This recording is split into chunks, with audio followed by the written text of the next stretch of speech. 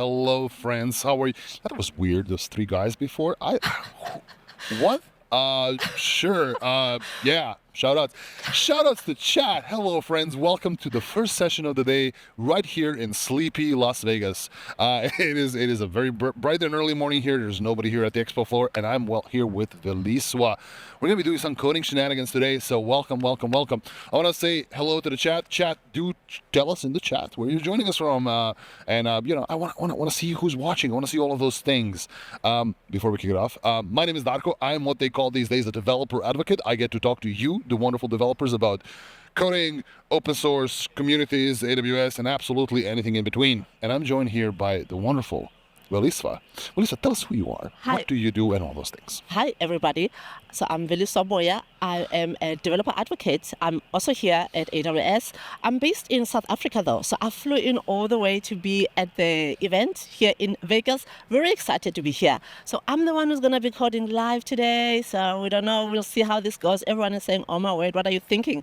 But let's see how today goes. Okay. Hi, Dago. Hi, Veliswa. Excellent. So we're going to be building something really cool today. And ultimately, Veliswa is going to be building a trivia application in Python about some movies things. But it's not about the application.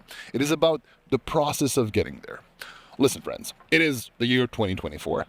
Coding assistance abundant. And there was never a better time for you to learn how to program. And Veliswa is going to show you a couple of tips and tricks how she built this application with Amazon Q Developer and how it made her a better developer in what she is. So we're going to dive into this and see what she is working on and how can we break it, I guess. Yeah. So the whole idea, because everyone keeps saying, oh, why do I need coding assistance? Because I know how to write code. The whole idea behind coding assistance is having something that helps you get started faster. Yeah.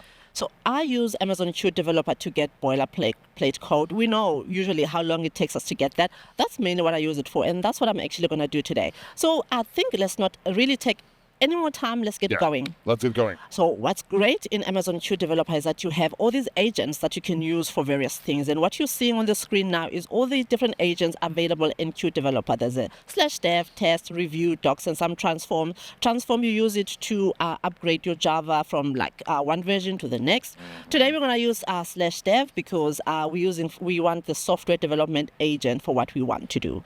So I get started and I say /dev and I then say what I actually want help with. And I say this in plain natural language. So what I want to do today is to get code, Python code, that will help me build a quiz, kind of like an application that's going to give me 2 facts about a movie, a random movie, and then I will then have to provide the title of that movie. Okay. I want to do this 3 times. So 3 movies, facts, and then I guess at the end it must tell me what my score is. So every time I get it right, I get 5 points, and then it must aggregate and tell me. So let's see what we get. Okay. While Veliswa is writing the prompt here, I want to explain something here to you. So we're now converting natural language into code. This is kind of how the things work these days.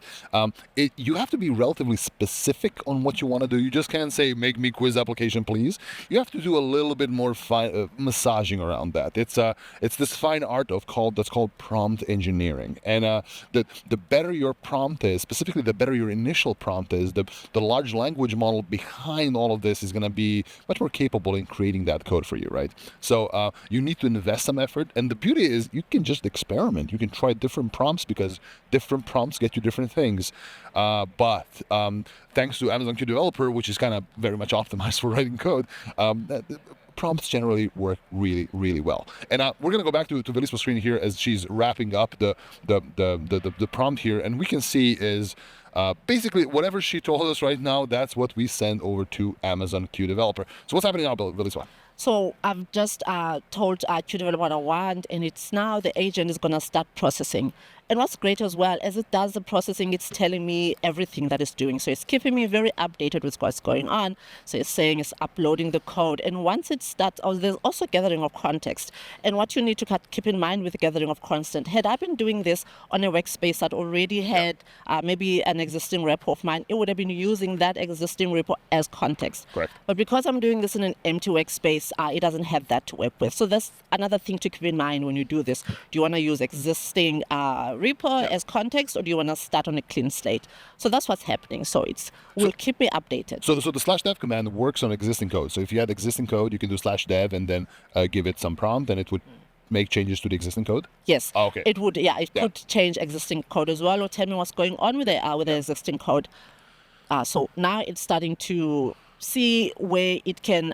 So had there been code again, some of the fields that we're looking at here like changed, maybe it would have been changing an existing file, and you would have been saying that. Right. But because we're going to be starting from scratch, we'll see a number pop up for created at some point, because it's creating a brand new file for me. Okay, love it. Yeah. So tell me a little bit about how you approach building applications like this. Like, do you always start with a clean slate, or do you do some boilerplate code first? Like, what is your approach to building applications from scratch with Q Developer? So I've been building from scratch. So here's been my approach with this AI coding companions.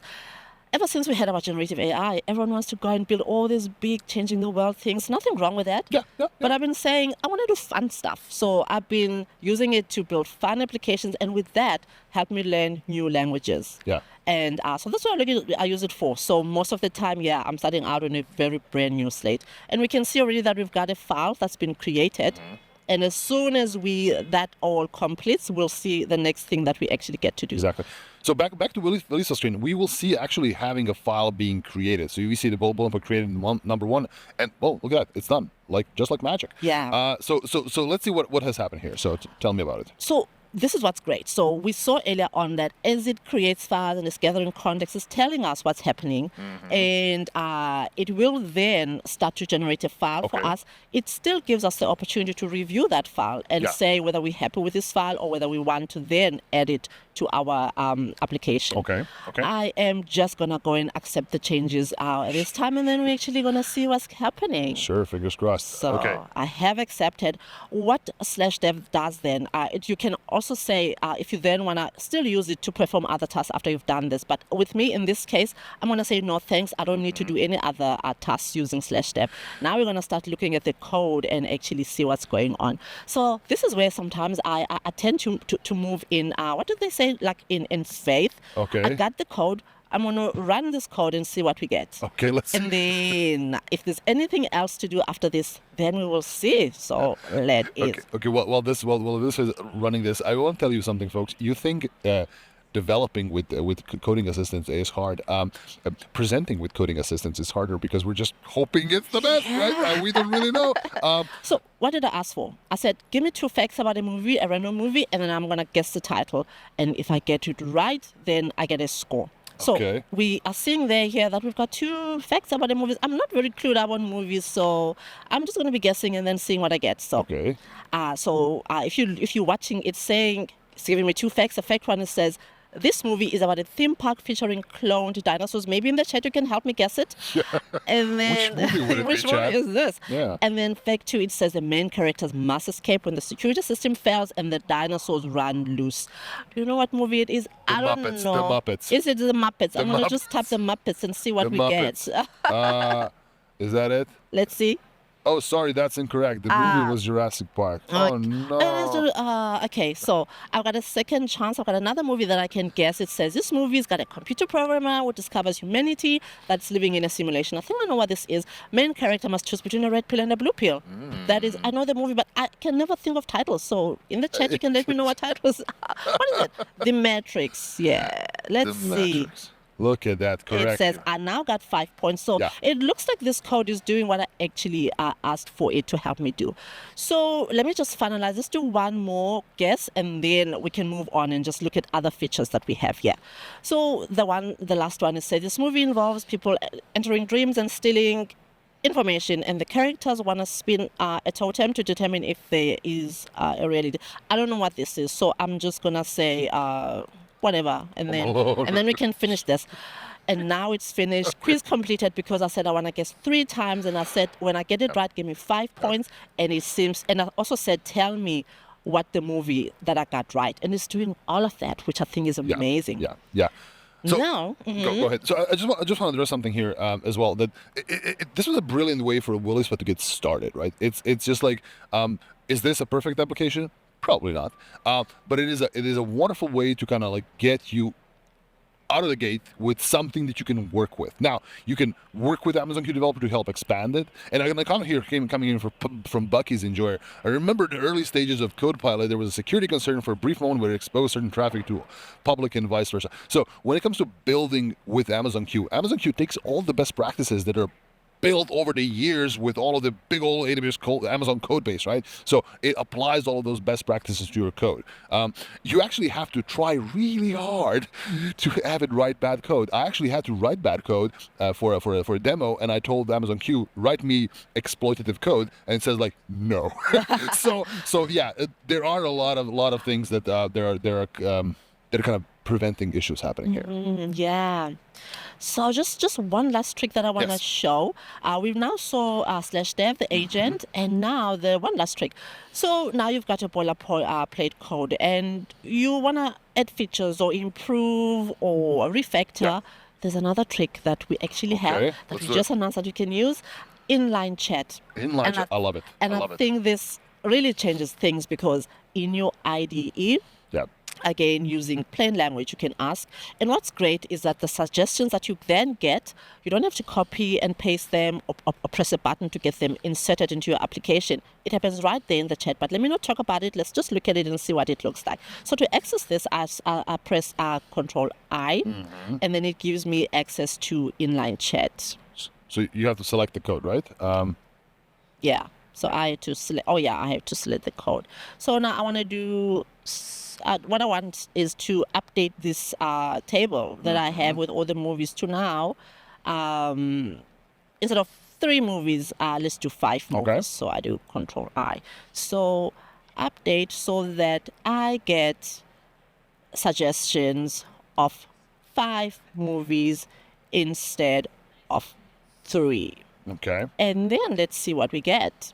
Let's see. So this is fascinating because it actually takes the context of solely the code you've selected. Yes. And it modifies it there. And I see it generates kind of like a diff. And if for folks out there using VS Code, you will see that it creates this red-green thing, which is basically a diff, and you can just accept it, right? Can you show me that? Yeah. So I said I want more movies inserted, and it is inserting. It's still generating. And right there in my IDE, I can then say I want to accept or reject this by just pressing a button. So let's look and see, are we happy with this? So we've got 2 more movies that are going to be inserted, and I'm going to accept. And then we're going to run this. I just press the enter to accept, and now it's in. And now let's see what we get the next time that we run this. So running my Python application again, and then seeing what we get. Okay. Yeah. Awesome. Okay, so now it says 2 facts about movies. So this is going to be 5 times. What movies? I'm going to go very quickly through this time. It still gave me some of the one from the last time because I didn't get it right, but let's see. So now that was the first time. Let's do second time. I'm just going to run through it quickly. We want to see if it's actually doing what I want. So while Melissa is doing that, I want to talk about a question here from JibJab. How it is deciding which movies does it add? So we're actually going to have a look at that piece of code. But one of the great things about Amazon Q Developer is if you have a code base, and in this case a code base that was generated by Amazon Q, there's a neat little chat feature on the side that you can go and say, hey, how does this thing work? And because it knows the context of your code, it's able to exactly tell you that. So I hope you were keeping count as I was going through this, but it asked me 5 times this time and not 3 times. So it did it, but I didn't get any of the movies right, so I got 0 points. But the code works. Code works. Love it. Love it. So yeah, basically we've release one, not we. I haven't done anything. Release one was able to build an application using Amazon Q Developer by using the /dev feature, which kind of starts with a blank slate and just helps you build whatever you want. We were able to expand this by selecting some code and doing inline chat. But go to the chat. I want go to the Q chat, just Q Developer. I want you to ask it, how does it pick which movie to show. Just Okay. ask. Let's see. How did you know which movies to ask me about? Let's see what we get. Again, natural language. Oh, so okay, so maybe you need to do an at workspace because it needs to know so you do at workspace, so it knows. Yes. Or you can say how does my application pick movies to ask about? Yes. Yeah. There you go. So when you do the at workspace feature, it basically tells, hey, take everything in my workspace in context and tell me about it. So you see, looking at your code, it's basically looking at this. Oh, it's stored in a dictionary called movies. Yeah. Each key is a title and 2 facts, and then it actually gives you a little bit of code that actually does all of those things. Yeah. So if anything, if even building applications, I actually suggest people to use Amazon Q Developer to learn, right? Take an existing code base, take your own new code base, and ask Q Developer why this, how that, is there a better way to do it? And it will actually help you become a better developer. Yeah. Just quickly on that, I've been hearing of people who are using this to learn new languages that they didn't know. Yes. And they use Qt Developer and they get code, and then that's how they learn. So it's been quite interesting. And yeah, I would very much be very happy to hear what you build as well. Exactly. Do tell us stuff if you build with coding assistants. I do want to say something. Chat, especially folks, if you're watching this show and you are on AWS reInvent, check this out. Oh my God! Look at this cool jacket. Look at this wonderful jacket. It's a wonderful little black bomber jacket with a what is it? There's a name tag. You can get a name tag. So if you are at AWS reInvent right now, today, you can get this jacket. You can get this jacket at the swag area, but you can only get it if you sign up for a builder profile. So go here, check this out, scan this QR code, and get yourself a jacket. Get yourself a jacket. For folks out there remotely, I know, I'm sorry, you're not in Vegas, I get it. If you sign up for this with a builder ID, you get access to Amazon Q Developer for free, plus access to the community.aws website where you can do a lot more cool things. So yeah, scan this, however you can. I 3D printed this. And I'll see you at reInvent. This was amazing. Before we go, Veliswa, you mentioned there was a wonderful community project by somebody about prompt engineering. Yeah. Before I go, we hear a lot about prompt engineering here, but there is a project that's ongoing right now where you can contribute prompts or learn more about prompts. Go to prompts, but instead of the S at the end, it's a z.dev, and start contributing and learning more. That was that. I'm gonna drop that link in the chat. So prompts.dev. We should all share prompts. It's kind of a thing, a new way for us to interact with large language models. So definitely go ahead there. Not only get the prompts, but also contribute your prompts, because when I build stuff, it's usually like I actually ask an LLM to write a prompt for me, which is kind of a weird thing. Oh, write a prompt for yourself. But some people have done it better than we have. So awesome, folks. Do not go anywhere. Today is a whole day of a lot of content. There's a bunch of keynotes happening today as well. So please do stick around right here on twitch.tv/AWS for more wonderful AWS OnAir shenanigans. And maybe that guy AM comes back. Who knows? Yeah. See you, friends.